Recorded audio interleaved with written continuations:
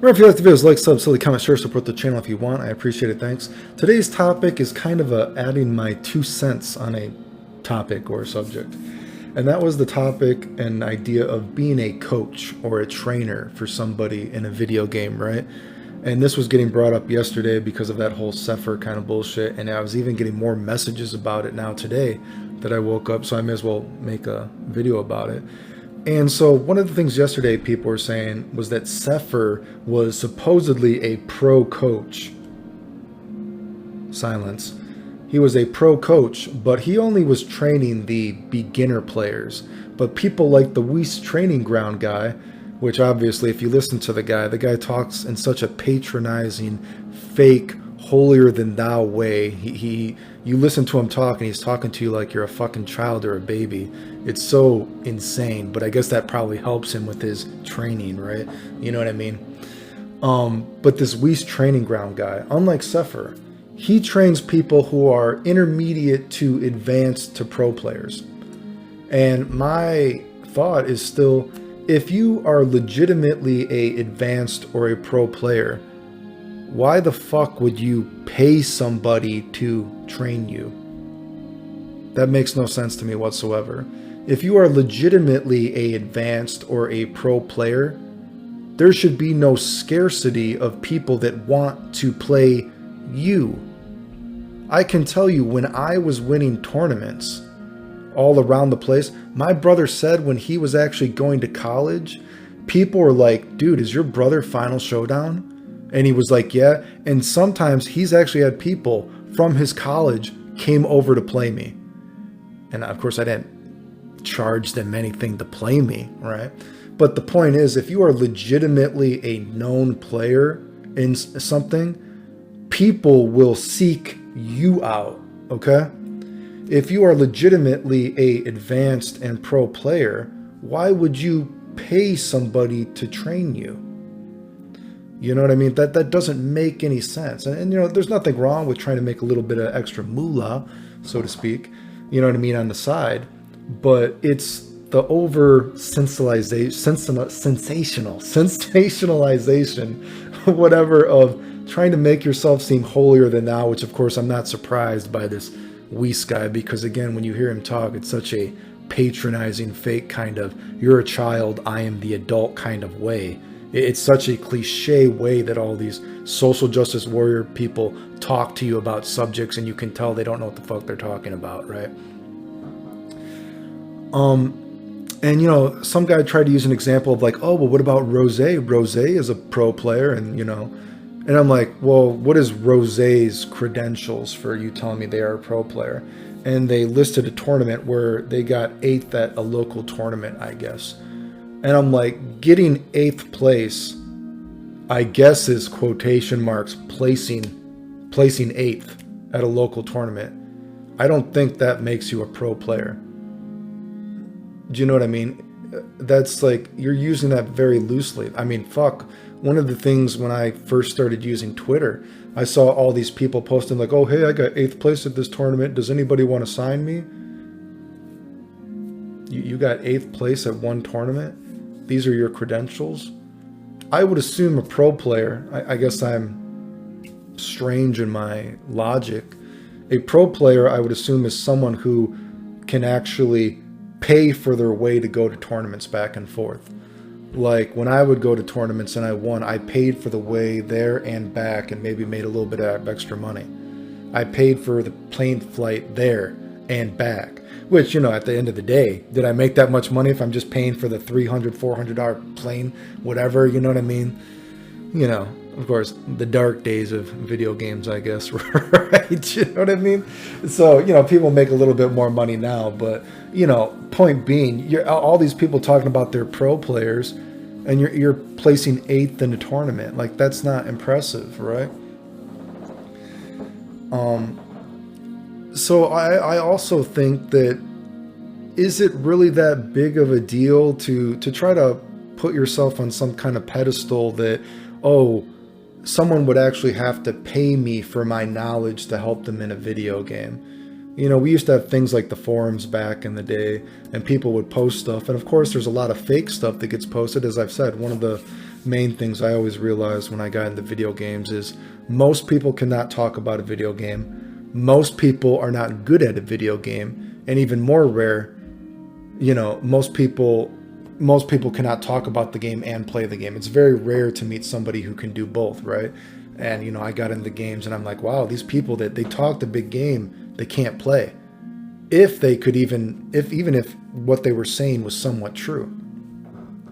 Right? And, you know, people ask me for help. There's no, you have to pay me to help you. And again, I know there's this idea of like, oh, well, of course it's great to make a little bit of extra money.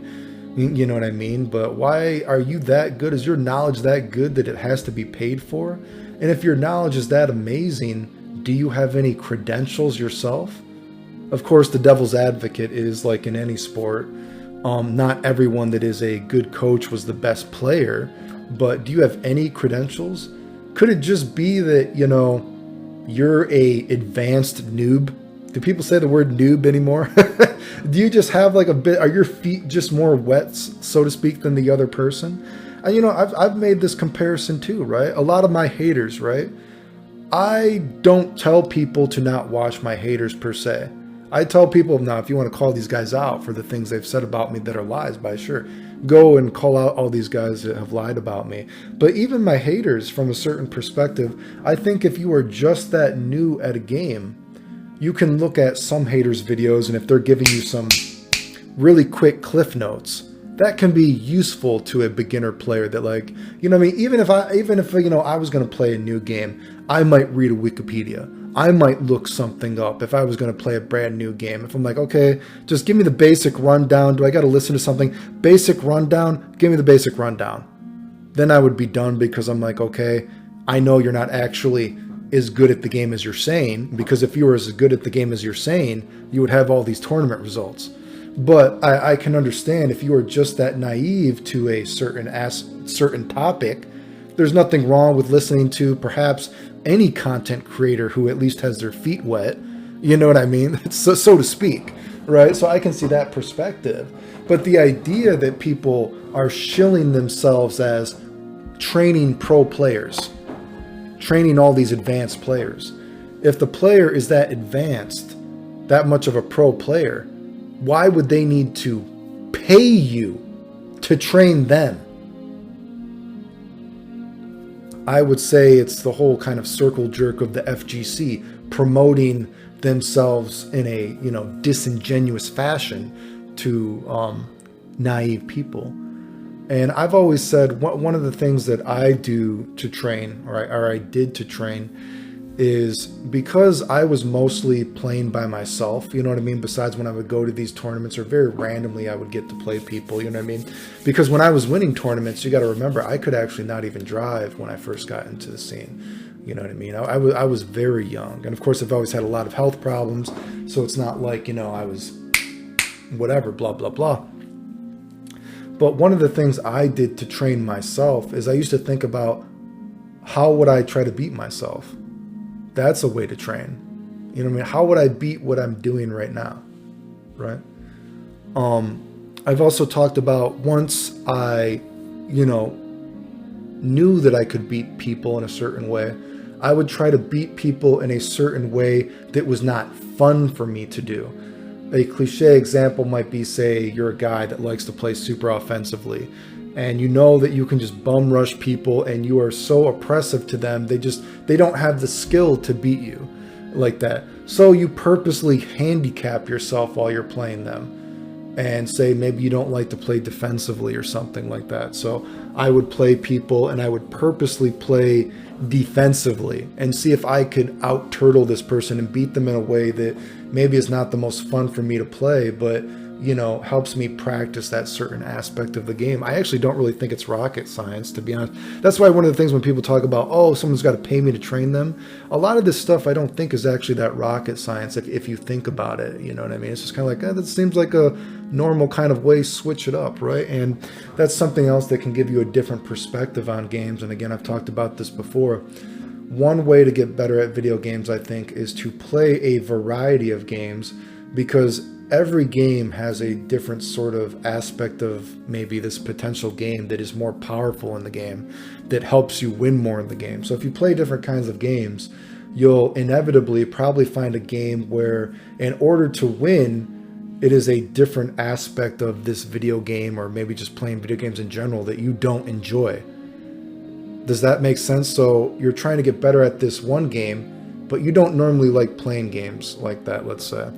But you practice the game a little bit so you can at least try to appreciate that. So then you then take that knowledge and apply it to the game that you like.